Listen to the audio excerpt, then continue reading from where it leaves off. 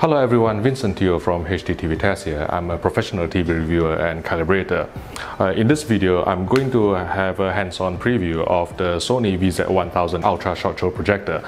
I'm going to go through it. I've been given this opportunity by Sony Professional in conjunction with Robert Tausig's showroom in central London. And we're just going to go through various features of this Ultra Short Throw projector, which has been priced at £17,500 or 25,000 euros. Seems like the UK is getting a bit of a bargain, which doesn't really happen often.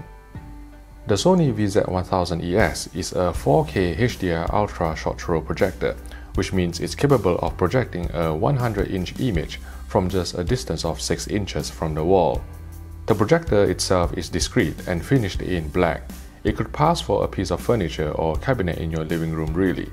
There's a cover on top of the projector. You can manually open it for use, then close it to keep the dust away from the lens.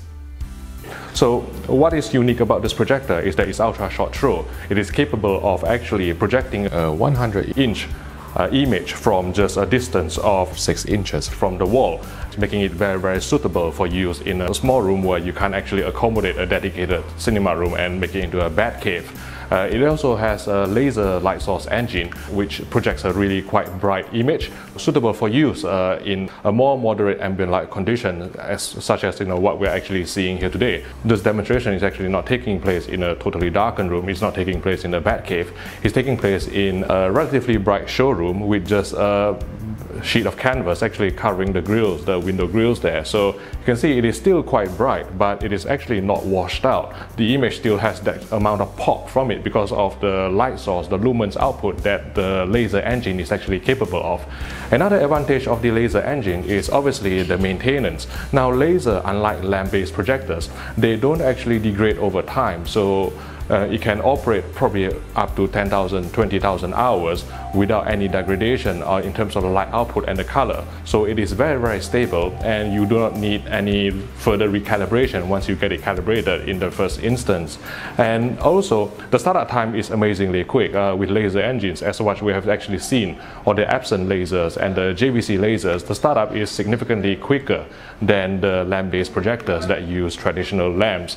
Obviously, being a short throw projector, it means that you don't need to actually put the projector behind you when you're actually watching any image, watching any video. So you don't have to worry about yourself being in the way of the light path, actually casting a shadow on the screen.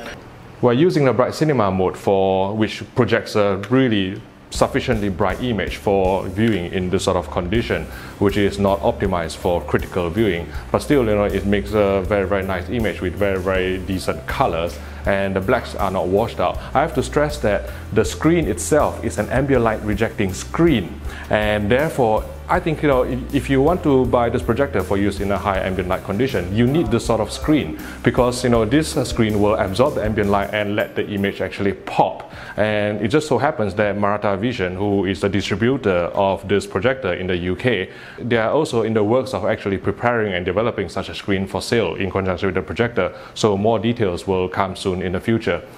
Other features on the set is that I looked through the menu very quickly within the short time that I have here. I can't see any dark frame insertion on this projector, which may be due to the technology that is actually involved. There is only smooth low and smooth high and true cinema in terms of the motion flow settings. The smooth low and smooth high will increase the motion resolution from the sample and hold baseline of 300 lines to 450 lines, but it will introduce some interpolation artifacts and also some soap opera effect to 24 frames per second movie.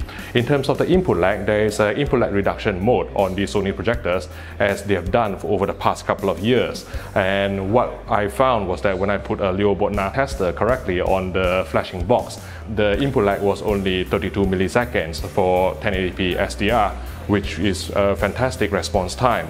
Very low latency for playing video games on such a large screen in your home environment.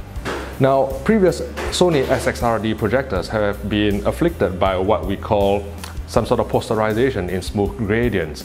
I've tried to check out several scenes that I know may have actually suffered from this on previous projectors, such as the skies in The Martian and The Revenant, and I could see some, but it's certainly not noticeable from my viewing distance. I had to actually walk up close to the screen to actually spot the posterization or bending. So I don't think it is an issue at all. I think that this is a fantastic projector. So the Sony VZ1000ES projector has 4 HDMI inputs. All 4 are rated at HDMI 2.0B, I believe, because all 4 can actually accept HDR10 and also HLG formats, playback HLG formats, and they are obviously all of them are compatible with HDTV 2.2, which is the latest HDMI encryption protocol.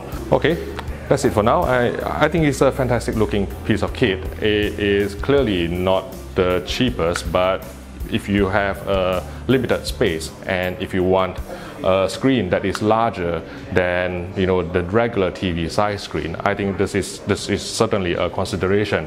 I mean, if you want a 100-inch screen, I can't off my head think of any direct view display that is capable of this. The closest one I can think of is probably the 100-inch Sony ZD9, which will obviously give a fantastic performance, but then that costs around 60,000 euros as well. Thanks for watching, and I'll see you the next time.